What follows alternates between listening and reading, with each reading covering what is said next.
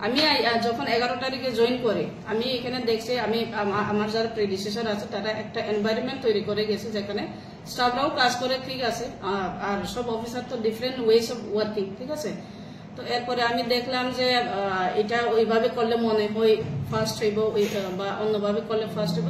তো আমি সবাইকে ডাকাইয়া যারা মেইন ডিল করে তারা বুঝাইলাম যে আমরা স্পিডে কাজ করতে হইব আর এরর ফ্রি 100% এরর ফ্রি তো হইতেই না, এটা আমিও জানি ঠিক আছে। তো এই কাজ করা বা চলাকালীন অবভিয়াসলি আমার মানে বিহেভিয়ারটা একটু রুড হয়ে গেছে। আমি এটাও অ্যাডমিট করছিলাম তার সঙ্গে, যেমন এসডিএম অফিসে যখন মিটিংটা হয়েছিল আমি কেছি আমি হয়তো বা আমি রুডলি বিহেভ করছি কিন্তু সবার জন্য।